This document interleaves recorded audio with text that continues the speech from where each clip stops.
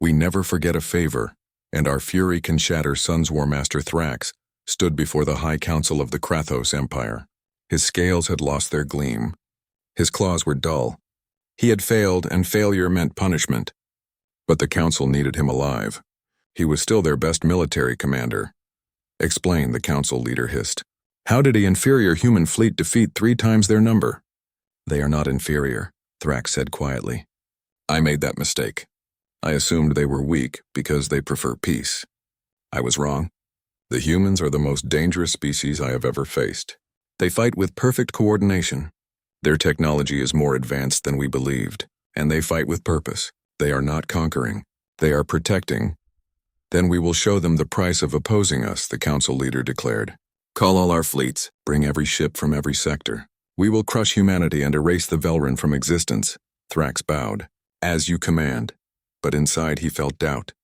He had looked into the eyes of Admiral Park through a communication channel. He had seen no fear there. Only cold determination. The humans would not be easily crushed. On the Velryn colony world of Sanctuary, Admiral Park walked through the refugee camps. Everywhere he looked, he saw families reuniting. Children playing. People daring to hope again. Human soldiers worked alongside Velryn civilians, building shelters and distributing supplies. Elder Mira found him standing by a medical tent. She approached slowly. Admiral Park, she said softly. I wanted to thank you properly. There is no need, Park said. We are simply paying our debt. Still, I must speak. Mira's 4 hands clasped together. I was there, you know, 100 years ago. I was on the ship that found your dying colonists. I held a little human girl to keep her warm. She was so small, so fragile. I sang to her while my people worked to save her ship. We were just a trading convoy. We had so little to give, but we gave what we could. Park turned to look at her. That little girl became an admiral. She was at the vote when we decided to come here. She stood up and told everyone about you, about how you saved her life. She voted yes with tears in her eyes. Mira's eyes widened. She is alive. She remembers? Admiral Kim Jin-soo. She commands the 3rd Fleet. She will be arriving tomorrow with more reinforcements. Park smiled slightly. She specifically requested to be part of this mission. She said she had a debt to repay. Mira felt her legs weaken. A young human soldier quickly brought a chair. She sat down, overwhelmed. You did not just send your military. You sent people who remember, who care. All humans care, Park said simply. That is what makes us human. The Krathos think compassion is weakness. They are about to learn otherwise. Ambassador Bo-Ra Shin stood before the Galactic Council. The chamber was massive, filled with representatives from hundreds of species.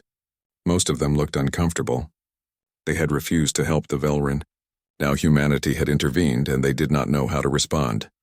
The human ambassador will speak, the council speaker announced. Bo-Ra walked to the center. She did not bow.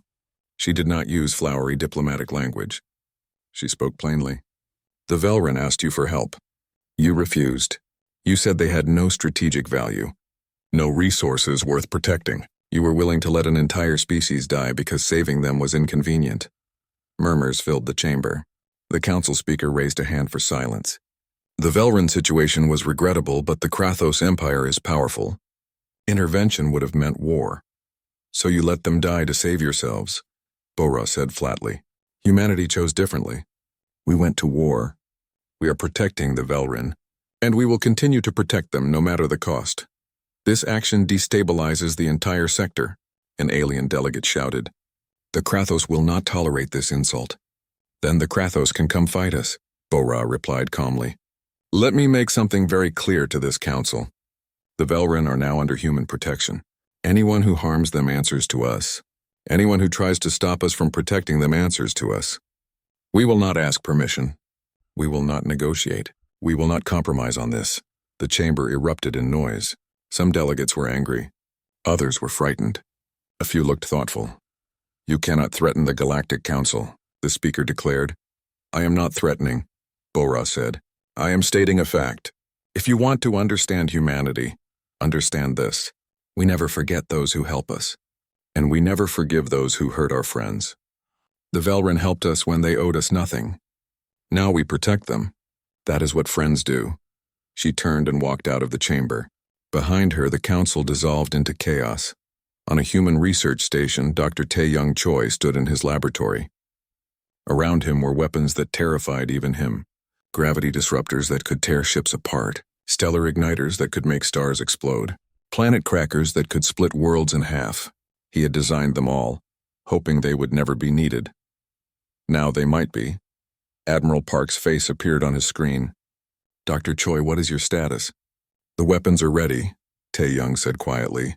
"But Admiral, some of these should never be used. The stellar igniter especially. It can cause a star to go supernova. Everything in the system would be destroyed." "I know," Park said. "But if the Krathos force our hand, we need to be ready. Can you deliver them to the fleet?" Tae-Young hesitated. He was a gentleman, a scientist. He had designed these weapons as theoretical exercises, never believing they would be built.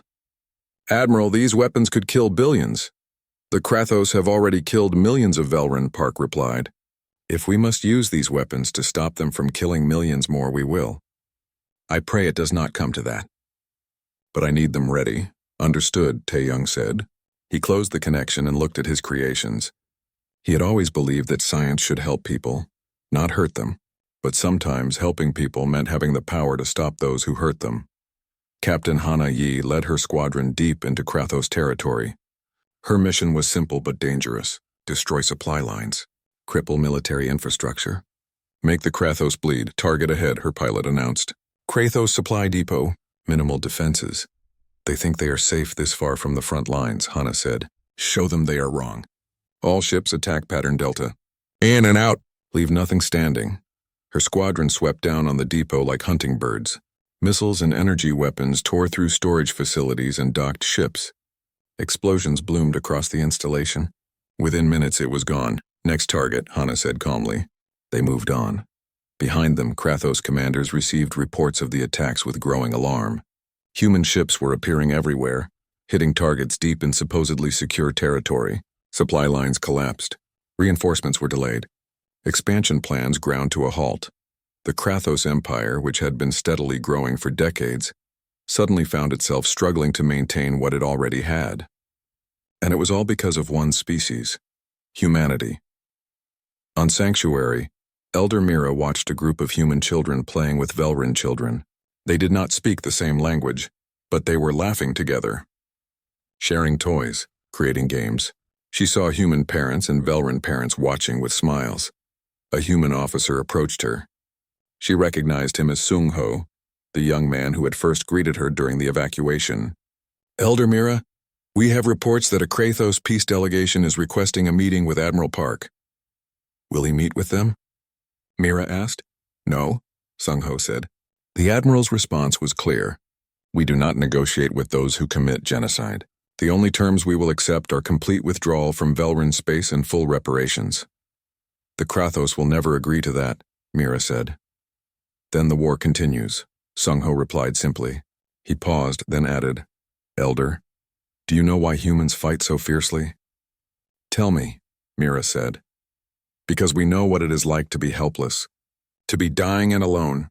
Your people saved us when we were at our weakest. You showed us that compassion exists in this galaxy. Now we show the galaxy that compassion has teeth, that kindness has power, that those who prey on the merciful will face consequences." Mira looked at the playing children again. "Your species is remarkable. So is yours," Sung-ho said. "That is why we are here." Across the galaxy, other species began to take notice. The Krathos Empire had been expanding aggressively for years. Many species feared they would be next.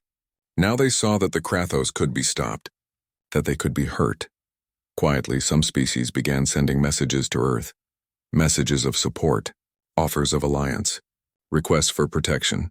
They remembered now that humanity had helped them too. Small favors over the years, trade deals that were generous, aid during disasters. Nothing as dramatic as saving dying colonists, but kindnesses nonetheless.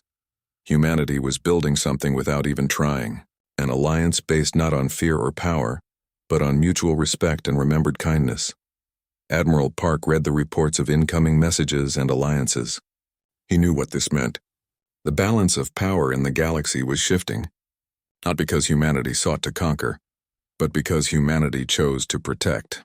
"Admiral, Lieutenant Junho said from his station. Long-range sensors are detecting a massive Krathos fleet assembling at the Karthos Nexus. Analysis suggests they are gathering every available ship. How many? Park asked. At least 5,000 vessels. Maybe more. We never forget a favor, and our fury can shatter suns. The Karthos Nexus was the pride of the Krathos Empire. A military fortress the size of a small moon, it orbited a massive red giant star. Thousands of defensive platforms surrounded it. Its shields were powered directly by the star itself, making them nearly unbreakable. War Master Thrax stood in the command center and felt something he had not felt in years. Confidence. The human fleet will arrive within hours, his tactical officer reported. Our scouts count approximately 800 ships. And we have 5,000, Thrax said with satisfaction. The shields are at maximum. All defense platforms are online. This fortress has never fallen. It will not fall today. He activated the fleet-wide channel. All ships prepare for battle. When the humans arrive, we will destroy them completely. We will show the galaxy that the Krathos Empire cannot be challenged. His officers roared approval. Thrax smiled, showing rows of sharp teeth. The humans had been lucky so far. They had used tricks and clever tactics. But here at the Nexus, there was nowhere to hide. It would be a direct battle. And in a direct battle, numbers always won. Admiral Park stood on the bridge of the Remembrance. Around him, the human fleet took up positions at the edge of the Karthos Nexus system. 800 ships against 5,000. The odds were terrible. Park had known they would be. Sensor report, he said calmly. Lieutenant Junho studied his displays. The Nexus shields are drawing power from the red giant. It is brilliant engineering. We could fire at the fortress for days and barely scratch those shields. And the defensive platforms create overlapping fields of fire. Any conventional assault would be suicide. Then we will not make a conventional assault, Park said. He turned to the communication officer. Get me Dr. Choi. Dr. Tae-Young Choi's face appeared on the screen. He looked tired, worried.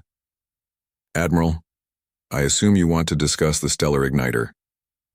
The shields draw power from the star, Park said. If we force the star to go supernova, the shields fail and the fortress is destroyed. Along with everything else in the system, Tae-Young said quietly. Admiral, using the stellar igniter means total destruction. Nothing will survive. What about evacuation time? Park asked. If we activate the device, how long until the supernova? Approximately 40 minutes, Tae-Young replied. The star will become unstable immediately, but it will take that long for the reaction to reach critical mass. Park nodded slowly.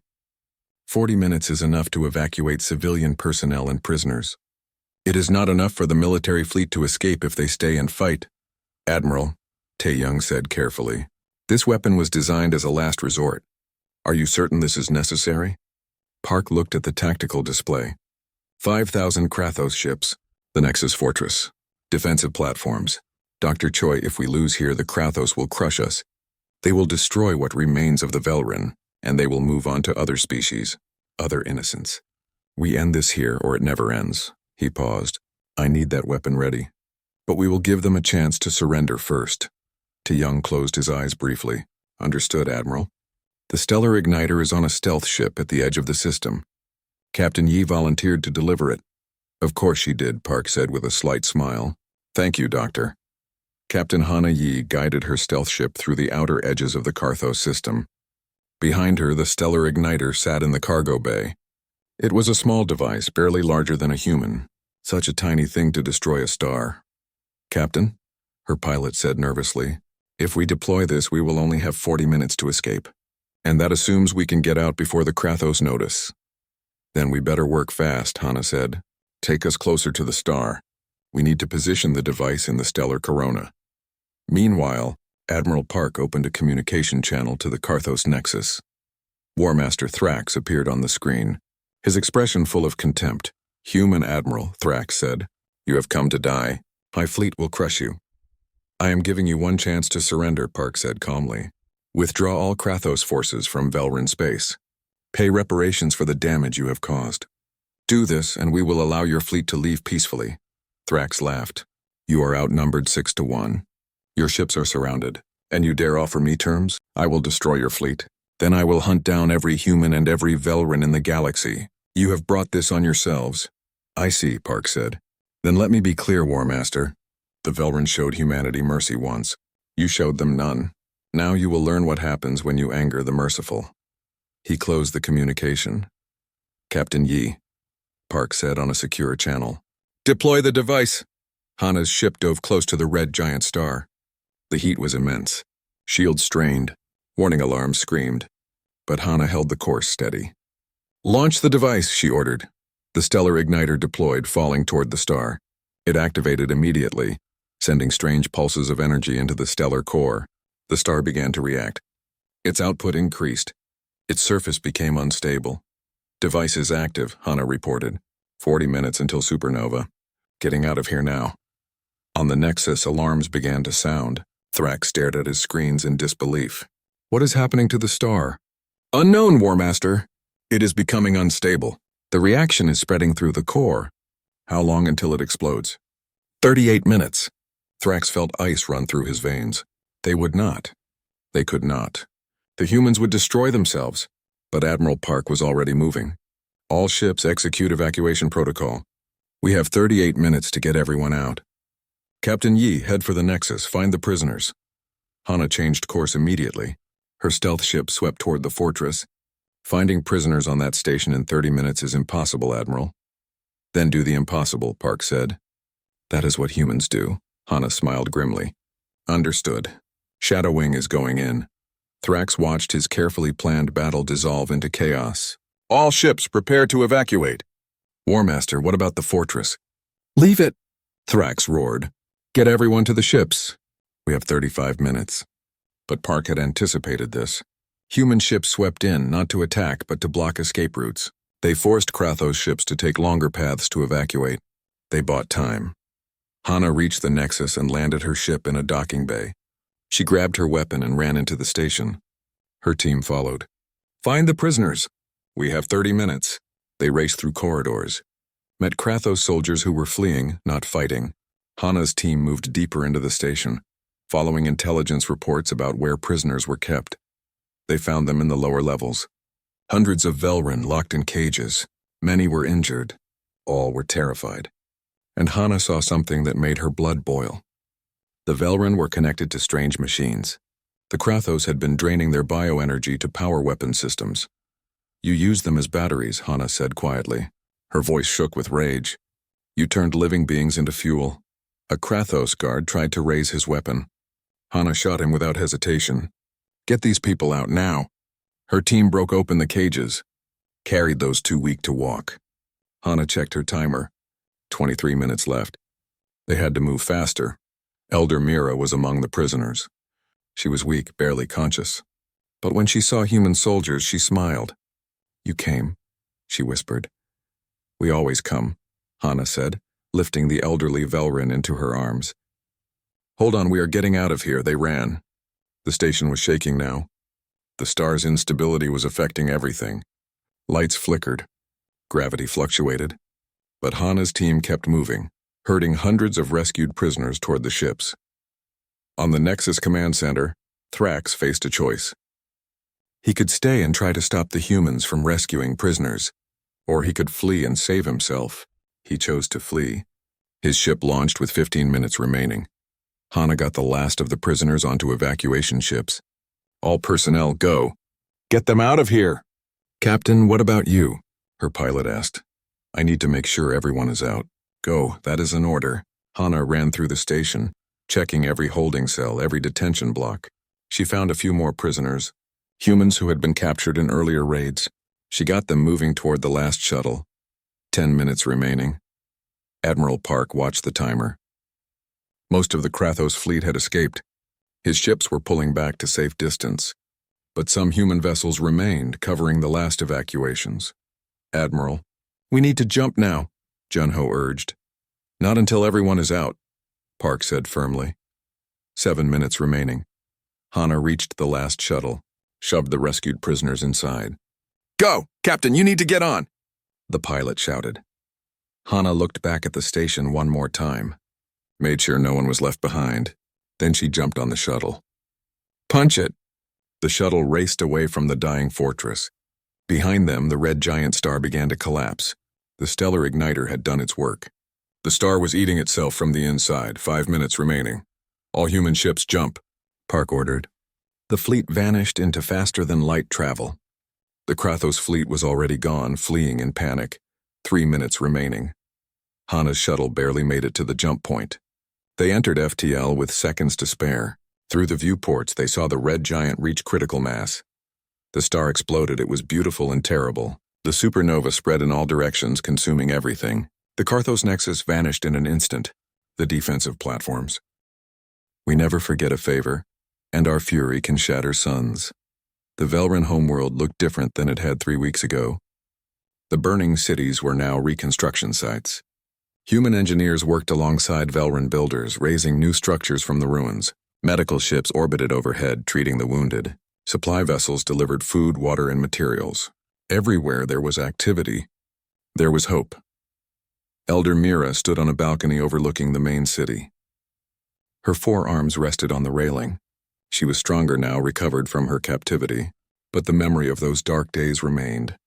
She watched human and Velryn children playing in the streets below. They had become friends so quickly. Children always did. Beautiful sight, is it not? A voice said behind her. Mira turned. Admiral Kim Jinsu stood there. The elderly human admiral with gray hair and a kind face. The little girl that Mira had held a century ago, now grown old.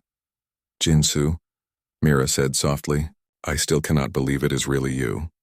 I am here, Jinsu said, walking to stand beside her. Because you were there. You held me when I was dying. You sang to me. I did not understand the words, but I felt safe. You saved my life. We did what anyone should do, Mira said. We helped those in need. But not everyone does, Jinsu replied. The Galactic Council proved that. They had the power to help you, and they chose not to. Humanity chose differently. We remembered what you did for us. We remembered the debt we owed. They stood in comfortable silence, watching the reconstruction. Finally, Mira spoke. Your species frightens me a little. Jinsu looked at her with surprise. Why? Because you are capable of such terrible things, Mira said quietly. You destroyed a star. You wiped out the Krathos nexus in moments.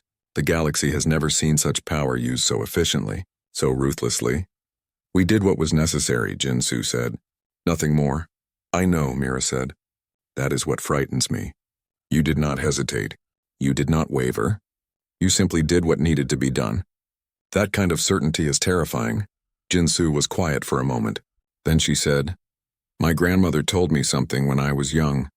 She survived the colony ship disaster. She was there when your people saved us. She said the Velryn taught her an important lesson. She said you showed her that the universe could be kind, that compassion existed even in the darkness of space. That helped her through many hard times in her life. Mira listened, her eyes wet with tears. But she also told me something else. Jinsu continued. She said that kindness must be protected, that those who show mercy must be defended, because predators will always seek out the merciful. She made me promise to remember what the Velryn did, and she made me promise that if the Velryn ever needed help, I would move heaven and earth to save them. Jinsu turned to look at Mira. I kept that promise, as did all of humanity. Do not fear our strength. We use it only to protect those who deserve protection. Mira reached out with one of her hands and took Jinsu's hand. Thank you. For remembering. For coming. For saving us. Always, Jinsu said simply. That is what friends do. On Earth, the Galactic Council called an emergency session. Ambassador Bora Shin stood before them once again. This time the chamber was very different. The delegates were quiet, respectful, even fearful. The Krathos Empire has agreed to pay full reparations to the Velryn people, Bora announced. They have withdrawn from all Velryn territory. They have signed a non-aggression pact that will be enforced by humanity. Any violation will result in immediate military response. The Council acknowledges humanity's actions, the Council speaker said carefully, but we must address the elephant in the room. You destroyed an entire star system. Such weapons cannot be allowed to exist. We did not want to use them, Bora replied. But when an entire species faces extinction and no one will help, sometimes terrible choices must be made. The Krathos had a chance to surrender. They chose to fight. They paid the price. Many species are now frightened of humanity, another delegate said. They fear you will use these weapons against them. Bora looked around the chamber. Let me be absolutely clear. Humanity does not seek to conquer. We do not want to rule the galaxy. We want to trade, explore, and live in peace. But we will protect our friends. We will honor our debts, and we will not tolerate genocide. If that frightens you, then perhaps you should ask yourselves why. Are you planning to commit atrocities? Are you planning to prey on the weak? Because if you are, then yes, you should be frightened. The chamber was silent. Finally, a small alien delegate stood up. He was from a species called the Minari. They were traitors much like the Velrin. Small, peaceful, vulnerable. Humanity once helped my people, the Minari delegate said. 5 years ago, a plague struck our colony world. We sent out desperate calls for aid. Only the humans responded. They sent medical teams and supplies. They asked for nothing in return. They simply helped because it was the right thing to do. At the time, I thought it was just good diplomacy. Now I understand. Humanity helps because that is who they are, and they protect those they have helped. I, for one, am grateful to have humanity in this galaxy. Another delegate stood. Then another. One by one, species began to speak. Stories of human kindness, times when humanity had offered aid, fair trade, assistance during disasters. Small things, mostly. But now those small kindnesses took on new meaning. Because everyone understood that humanity remembered, and humanity protected its friends. By the end of the session, 15 species had requested formal alliances with Earth. Not alliances built on fear, but on mutual respect and remembered kindness. Dr. Tae-Young Choi sat in his laboratory on Earth. Around him, the terrible weapons he had designed were being carefully decommissioned, not destroyed. Humanity was not foolish enough to forget how to make them. But they were being stored away, locked in secure facilities. Hopefully they would never be needed again. Admiral Park entered the lab. Dr. Choi, I wanted to thank you personally. Tae-Young looked up surprised. For what? I built weapons that killed thousands. You built weapons that saved millions, Park corrected. The Krathos would have exterminated the Velrin. Instead, we stopped them. Yes, we used terrible force, but it was necessary. And because we had that force, because we were willing to use it, the Krathos backed down. Sometimes having power prevents you from needing to use it. I hope you are right, Tae-Young said quietly. I never wanted to be a weapons designer. I wanted to help people. You did help people, Park said. You gave humanity the tools to protect the innocent. That is noble work, even if it does not feel that way. Tae-Young managed a small smile. Perhaps. But I think I will focus on medical technology from now on. Let someone else design the weapons. Fair enough, Park said with a slight smile. The galaxy needs healers as much as it needs warriors. Captain Hana Yi returned to her ship, the Shadow Wing. Her crew greeted her with cheers and celebration. They had done the impossible. Infiltrated the Karthos Nexus, rescued hundreds of prisoners. Escaped a supernova. They were heroes, but Hana felt no joy. She kept thinking about the Velrin prisoners she had found. Chained to machines, used as living batteries. The cruelty of it haunted her. Her first officer found her staring out a viewport. Captain, the crew wants to celebrate. Will you join us? In a moment, Hana said. She kept looking at the stars. I keep thinking about those prisoners. What the Krathos did to them, using living beings as fuel for weapons. That kind of cruelty. It makes me wonder what else is out there. What other horrors exist in this galaxy? And what are you thinking? Her officer asked. I am thinking we need to find those horrors before they find more victims, Hana said. Request a new assignment. Border Patrol. Deep Space Reconnaissance. I want to find the places where people cry for help. I want to be there before the predators arrive. That is a dangerous mission, Captain.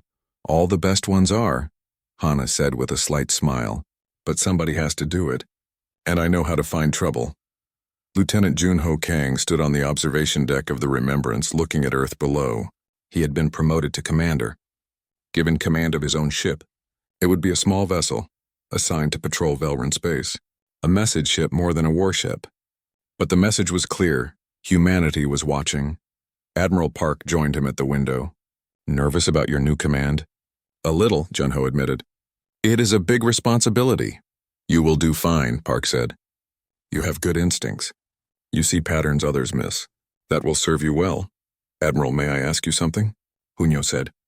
Do you think we did the right thing? Destroying the Nexus? Killing all those Krathos soldiers? Park was quiet for a long moment. War is never right.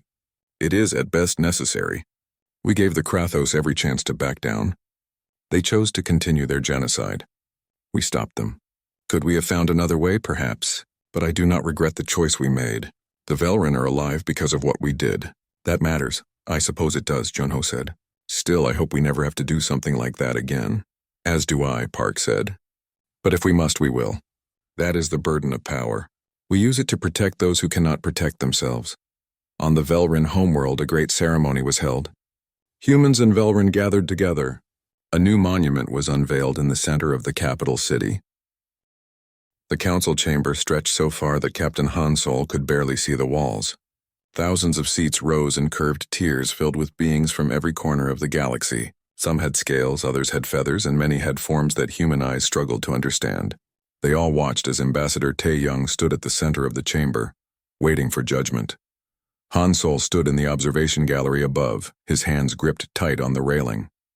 3 years. 3 years of meetings, tests, and evaluations. 3 years of humanity trying to prove they deserved a place among the stars. Today, the Galactic Council would finally decide. High Arbiter Velrathon floated at the highest point of the chamber. The Velrine leader looked like smoke given form, shifting and flowing in robes that seemed to exist in more dimensions than Hansol could count. When Velrathon spoke, the words appeared directly in everyone's mind through translation implants. We have reviewed Earth's application for Council membership. We have studied your species for 3 standard cycles. We have examined your technology, your culture, and your history. Tae-young stood perfectly still.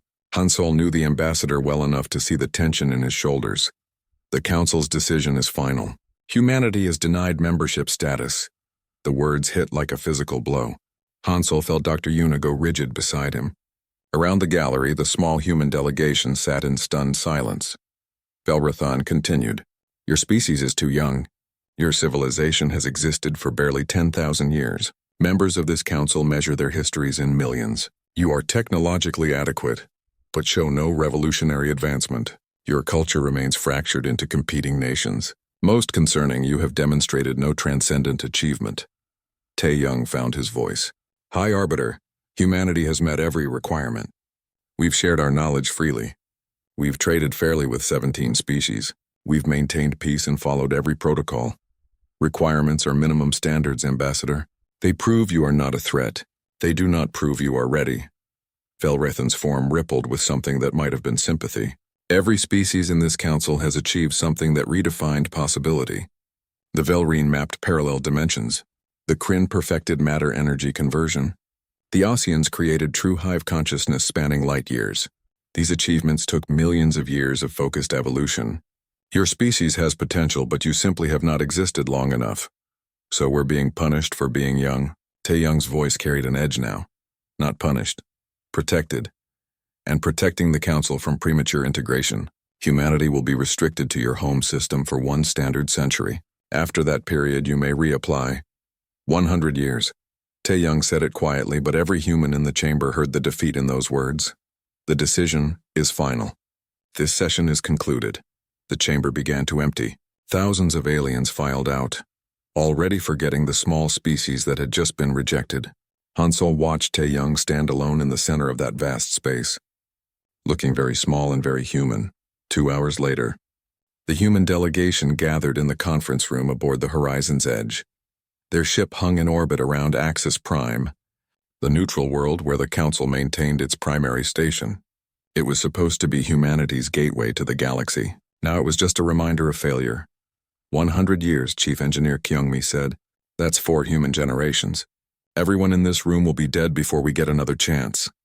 Dr. Yuna pulled up data on the main display. I've been reviewing the transcendent achievements of other species. The pattern is clear. Every council member accomplished something that was considered theoretically impossible. The Velrine thought parallel dimensions were mathematical fiction until they proved otherwise. The Kryn broke the laws of thermodynamics everyone believed were unbreakable. And how long did those breakthroughs take? Hansol asked. The Velrine spent 3 million years developing dimensional theory. The Kryn needed 5 million to achieve perfect energy conversion. Yuna shook her head. We're not just young.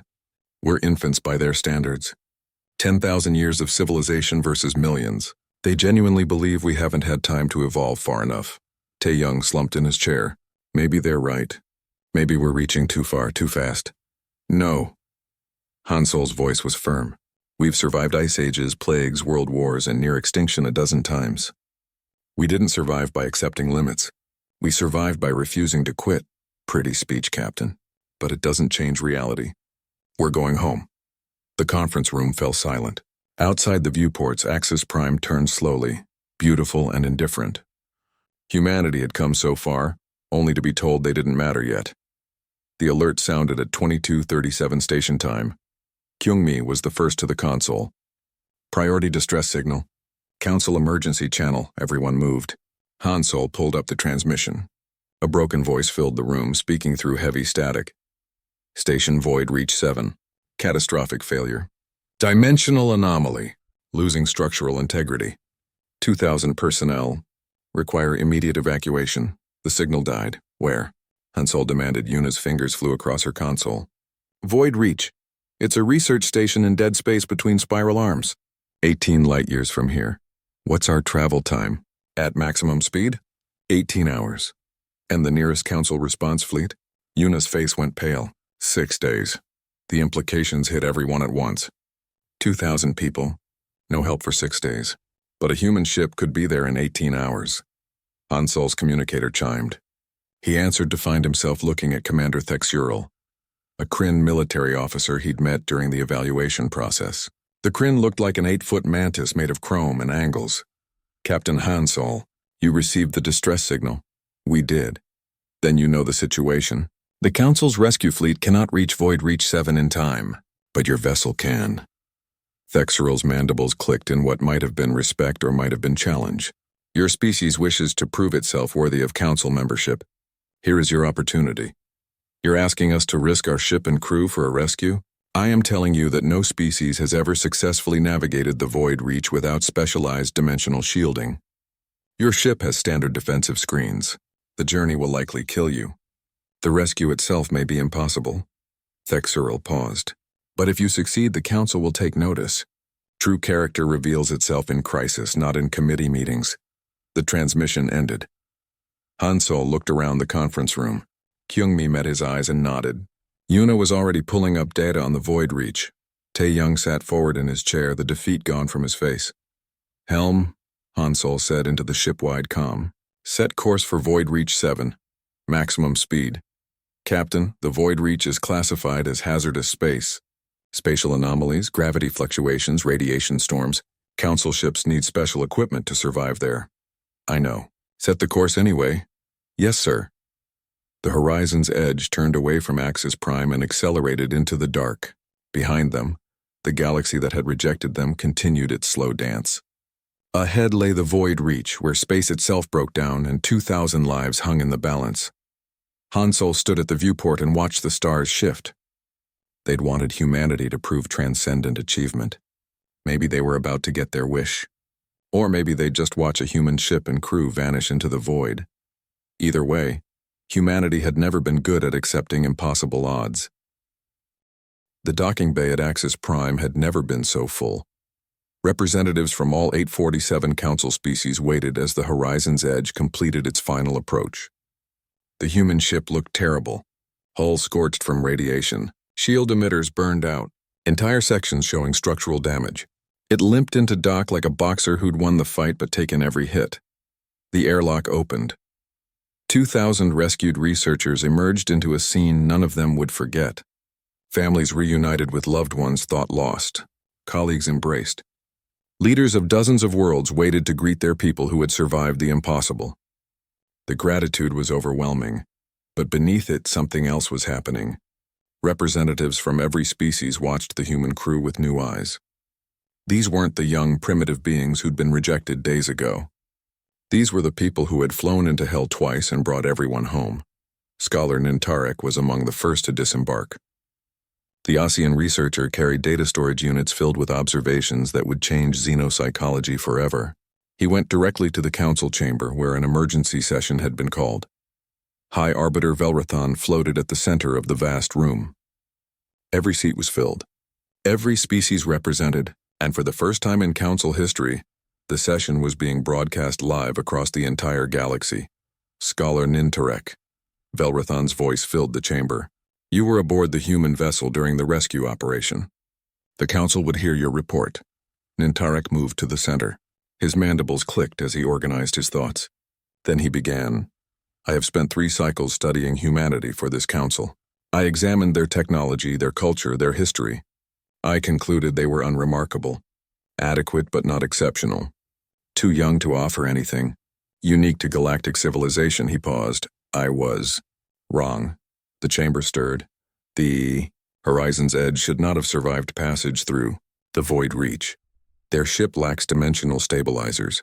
Council doctrine says such a crossing is fatal. Nintarek pulled up sensor data on the main display. But humans don't follow Council doctrine. They randomize their shield frequencies. An elegant solution would have failed. Their crude one succeeded. He showed footage of the rescue.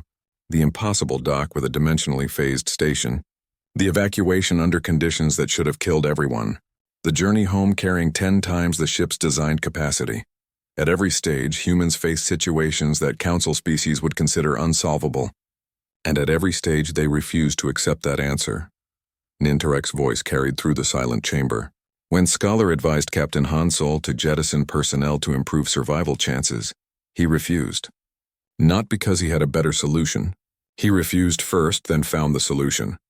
That's illogical, someone called out. Precisely. Humans are fundamentally illogical. They decide what outcome they want, then make reality conform to that decision. When we say something is impossible, we stop trying. When humans say something is impossible, they try anyway. Nintarek displayed his observations. Humans using redundant systems where elegant solutions would fail. Humans improvising with available materials instead of waiting for proper equipment. Humans adapting their behavior and expectations to match circumstances, instead of demanding circumstances match their expectations. Every species in this council achieved greatness by perfecting our particular strength. The Velrine mastered dimensional physics. The Kryn perfected energy manipulation. The Ossians developed computational consciousness. We each climbed to the pinnacle of one mountain. He gestured to the images of the Horizon's Edge. Humans never climb to the top of any mountain. They're adequate at many things and exceptional at none. By our standards, they're unremarkable. Nintarek's mandibles spread wide. But when every elegant solution fails, when every specialized tool breaks, when every perfect system collapses, humans are still there, making it work with duct tape and determination. They don't redefine what's possible. They refuse to acknowledge that impossible exists. The chamber erupted in discussion. Velrathan called for silence. Your observations are noted, Scholar. But philosophy does not constitute transcendent achievement. This council requires measurable advancement of sapient capability. Commander Thexerl rose from his seat. The Kryn military officer's chrome carapace reflected the chamber's lights. High Arbiter, if I may speak. Velrathan gestured permission. I have studied human military history. It is filled with victories that should not exist. Outnumbered forces defeating superior armies. Primitive weapons overcoming advanced technology. Impossible defenses holding against overwhelming odds. Thexerl's mandibles clicked. I initially dismissed this as exaggeration. Now I understand. He pulled up tactical displays. Kryn doctrine states that victory comes through superior force or superior technology. We plan for every contingency. We prepare for every scenario. Our way has served us for 5 million years, he paused. But what happens when a Kryn warrior faces a situation with no plan? With broken weapons and failed technology? We are defeated. Our perfection becomes our weakness. And humans? Velrathan asked. Humans pick up a rock and keep fighting. They don't need a plan because they create one from whatever they have available. Their adaptability isn't a feature. It's their entire survival strategy. Thexerl looked around the chamber. How do you defeat an enemy that refuses to acknowledge defeat? How do you plan against an opponent whose entire doctrine is to make plans useless? Silence fell. Ambassador Tae Young stepped forward. He hadn't planned to speak, but the moment felt right. High Arbiter, members of the Council, you asked humanity to prove transcendent achievement. We didn't understand what you wanted because we were thinking like Council species. We tried to show you revolutionary technology or scientific breakthroughs. He gestured to the view screen showing the Horizon's Edge. But humanity's achievement isn't about technology. It's about existing on a Class 7 death world for 10,000 years and refusing to die. Earth tried to kill us with ice ages, plagues, predators, famine, and disaster. We survived all of it not by being perfect at one thing, but by being adequate at everything. Taeyong's voice carried through the chamber. You call our solutions crude. We call them necessary. You call our methods inefficient. We call them effective. You've had millions of years to perfect your sciences in stable environments. We've had a few thousand years to survive on a planet that tried to kill us every single day. Dr. Yuna stepped up beside him. Most council species evolved on Class 2 or 3 worlds. Stable climates, abundant resources, predictable conditions. You never needed extreme adaptability because your environments never demanded it. She pulled up data comparing Earth to other homeworlds. Earth is a nightmare by your standards. Extreme weather, tectonic instability, dangerous wildlife, scarce resources. We didn't develop adaptability because we're special. We developed it because we had no choice. Captain Hansol joined them. You wanted transcendent achievement. We gave you something this council forgot. We proved that sapient beings can face truly impossible situations and refuse to quit. Every species here mastered one great thing. We're adequate at 1,000 things. And when your masters failed, our adequacy was enough. High Arbiter Velrathan floated in silence. Around him, the council chamber buzzed with discussion. Species that had dismissed humanity days ago now looked at them with new understanding, some with respect, some with concern, many with both. Finally, Velrathan spoke. The council will vote. The process took hours. Every species had to weigh in. Every representative had to consider what humanity had demonstrated. This wasn't just about one rescue. It was about what kind of galaxy they wanted to build. When the votes were tallied, Velrathan returned to the center of the chamber. Humanity has demonstrated capability beyond our previous assessment. The rescue of Void Reach 7 required skills we had not properly evaluated. Adaptability, creativity, determination. The ancient being paused. These are not the transcendent achievements we typically recognize. But perhaps that is because we have forgotten what true achievement means. The chamber held its breath. Humanity is hereby granted full membership in the Galactic Council. Furthermore, they are designated adaptive species, first class. Gasps echoed through the chamber. The designation hadn't been used in 4 million years. It was reserved for species that demonstrated transcendent ability to overcome any challenge through pure creativity and will. But, Velrathan continued, this comes with understanding. Humanity's adaptability makes them dangerous as well as valuable. The same creativity that saved 2,000 lives could reshape the galaxy. For better or worse, Hansol stepped forward. High Arbiter, we understand. We'll prove worthy of this trust. See that you do. The council will be watching. The session ended. Around the chamber, representatives approached the human delegation. Some offered congratulations. Others offered partnerships. A few offered warnings. But all of them looked at humanity differently now. Scholar Nintarek found Hansol in the observation deck hours later.